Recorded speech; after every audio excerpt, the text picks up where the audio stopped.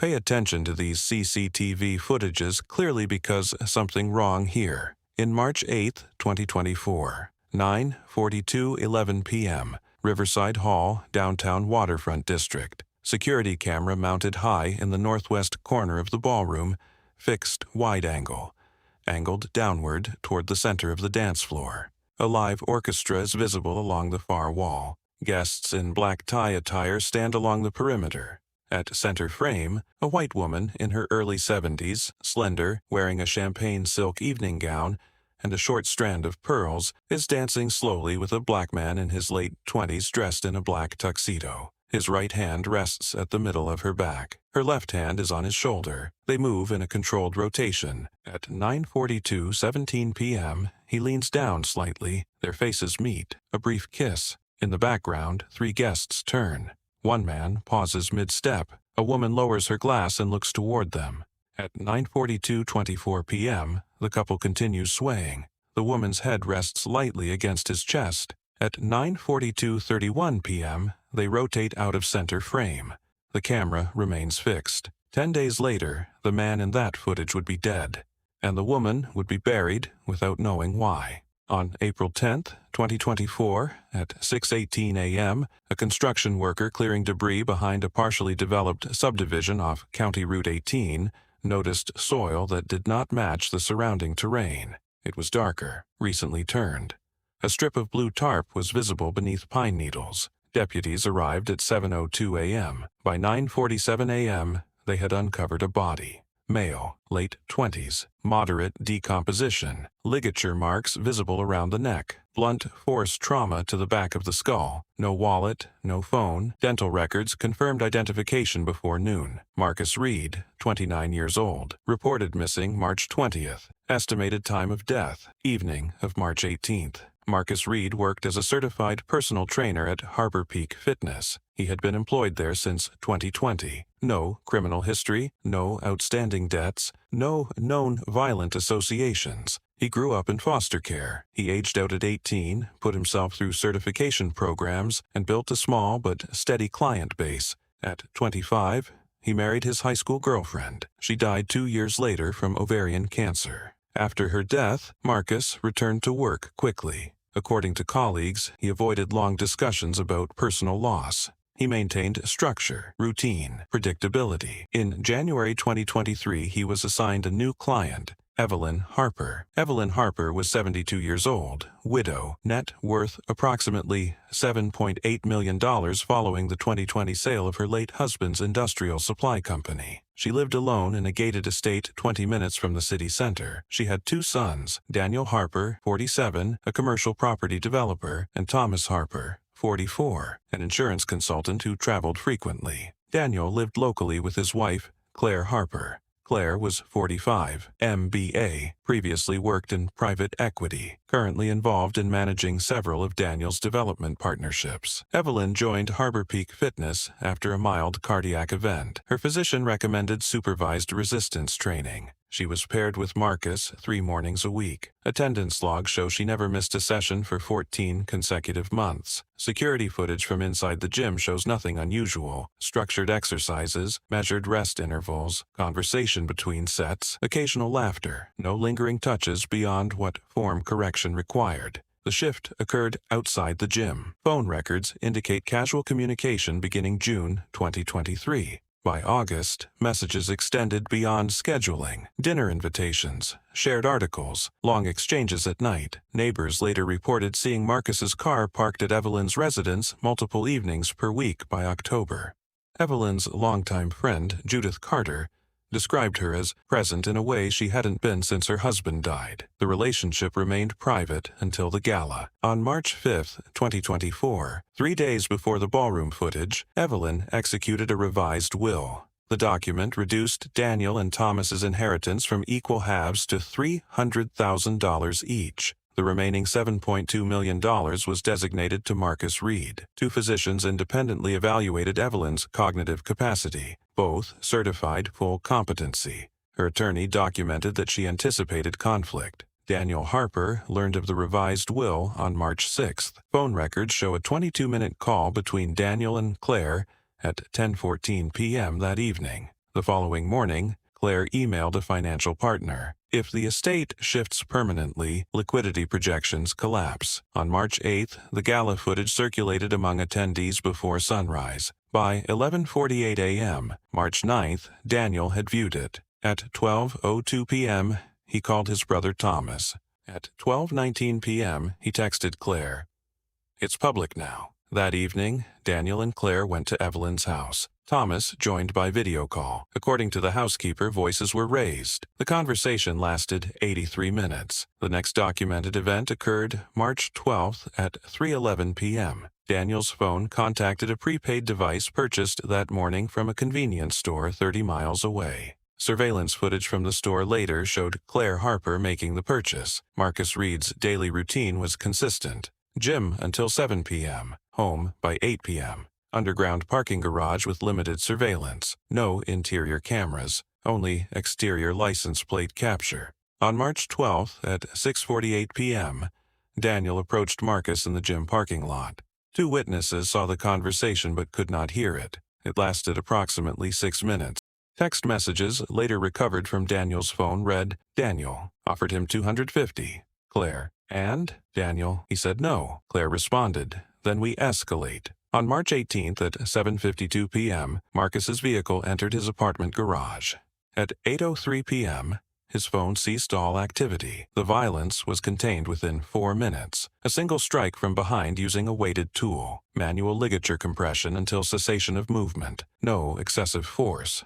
No prolonged assault. The body was wrapped in tarp and transported in a cargo van registered to a shell leasing company later connected to Victor Hale, 39, former military contractor. Hale was paid $90,000. Initial suspicion centered on Daniel Harper. Financial withdrawals supported that theory. $60,000 removed from a joint marital account March 13th. No corresponding business expenditure. Cell tower analysis placed the prepaid device near Marcus's apartment on March 18th between 7:34 p.m. and 8:17 p.m. Daniel denied involvement beyond the bribe attempt. He admitted offering Marcus $250,000 to leave quietly and cease contact with Evelyn. Marcus refused. Daniel's phone location data on March 18th placed him at a development site meeting with contractors between 7 p.m. and 9 p.m. Multiple witnesses confirmed his presence. Claire's phone, however, registered near the apartment complex perimeter at 7:41 p.m. On March the 21st, Daniel and Claire visited Evelyn again. According to the housekeeper, Claire did most of the speaking. They told Evelyn that Marcus had accepted $250,000 and left voluntarily, that he didn't want complications. Evelyn attempted to call Marcus repeatedly. No answer. On March the 27th, Evelyn was admitted to Mercy Hospital with acute stress-induced cardiomyopathy. Physicians described it as Takotsubo syndrome, commonly triggered by severe emotional shock.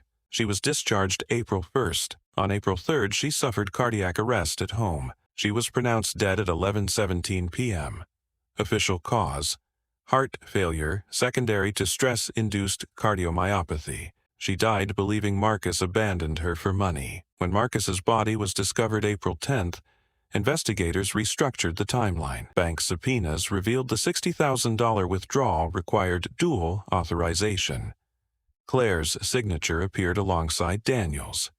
Email records from Claire to a private equity partner on March 7th read, "If this stands, our bridge loan collapses." On April 12th, the detectives reviewed convenience store footage of the prepaid phone purchase. Claire Harper was visible on camera at 9:14 a.m. March 12th. Victor Hale was arrested April 18th. He entered a cooperation agreement within weeks. Hale stated Claire contacted him directly. She provided Marcus's schedule, parking access information, and partial payment. Daniel was present only during initial contact and believed the plan remained financial pressure. Hale testified Claire told him he refuses to leave, so we remove the variable. Text records from the prepaid phone show direct communication between Claire and Hale, March 14th through March 18th. Daniel's number does not appear in those exchanges. When confronted with tower data placing Claire near Marcus's apartment the night of the murder, Daniel appeared unaware. Claire maintained composure during her arrest. The prosecution later described her motive as structural, not emotional. Loan documents submitted February 2024 projected inheritance-based liquidity for 2 commercial developments totaling $14 million.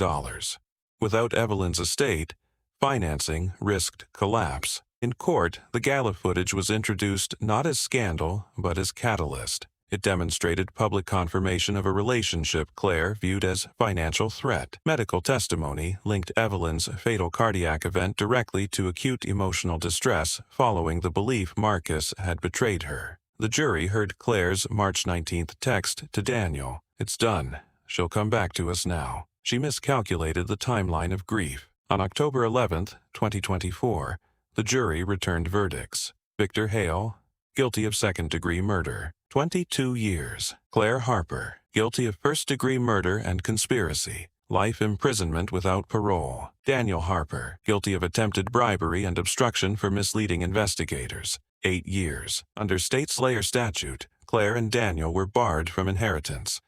Marcus predeceased Evelyn, voiding his bequest.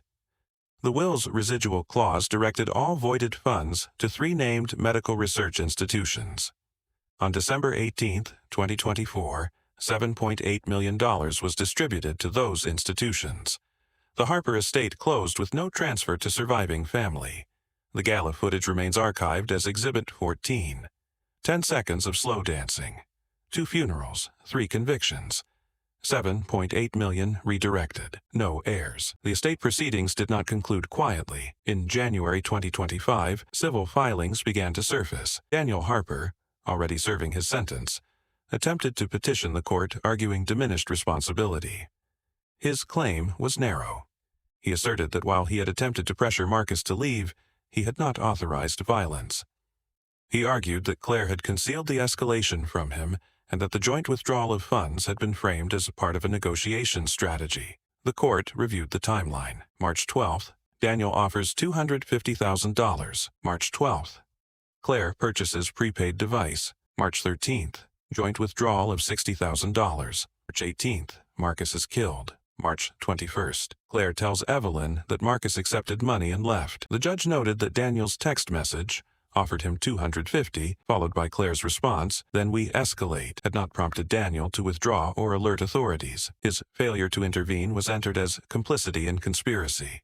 The appeal was denied. Meanwhile, investigators revisited Claire's financial communications more deeply. Subpoenaed correspondence from February 2024 showed escalating concern from investors. One message from a partner read, "We need confirmation of estate distribution timeline before closing."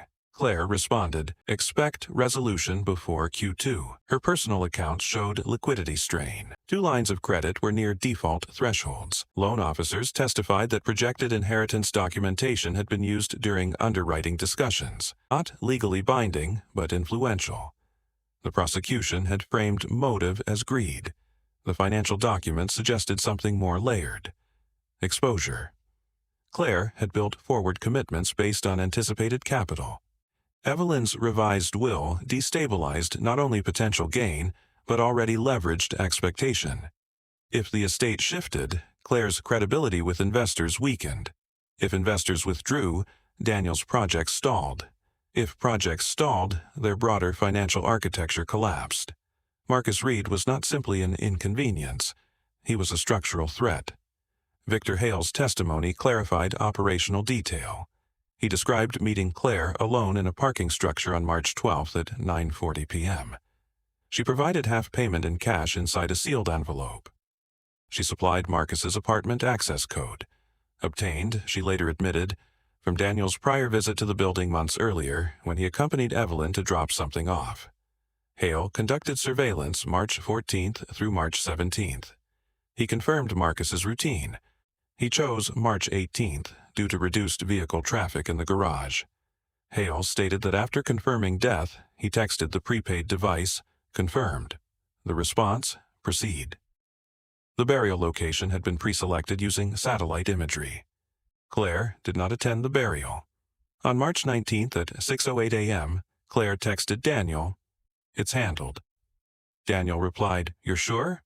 Claire responded, "Yes." Prosecutors argued that Daniel believed handled referred to renewed negotiation or legal pressure. The jury concluded he knew the implication. After sentencing, the Harper family fractured publicly. Thomas Harper, who had minimal involvement beyond phone conversations, cooperated with investigators and was not charged.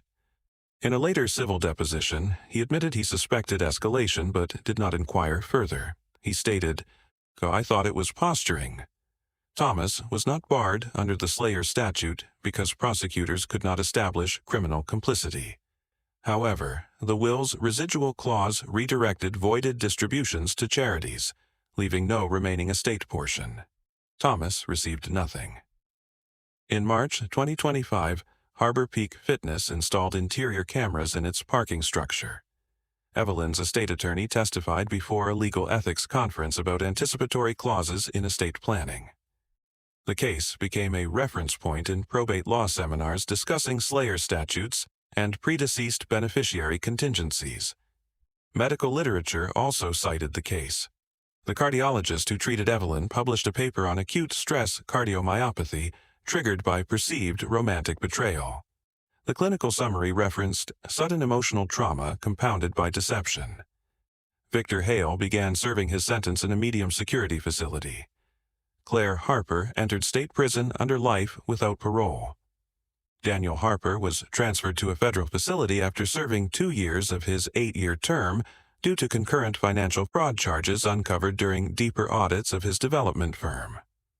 On December 18, 2025, exactly 1 year after distribution, the 3 medical research institutions publicly announced the establishment of the Evelyn Harper Oncology Endowment, funded entirely by the redirected $7.8 million. Marcus Reed's name was not formally attached to the endowment, but internal dedication documents referenced him. The gala footage remains stored within the court archive system. The frame shows an elderly woman resting her head against a younger man's chest. In that frame, there is no inheritance dispute, no loan exposure, no text message, no prepaid phone, only 2 figures under chandelier light. 10 seconds recorded, 4 minutes of violence, 3 convictions, $7.8 million transferred, 2 headstones in the same cemetery, and 1 ballroom clip that outlived them all.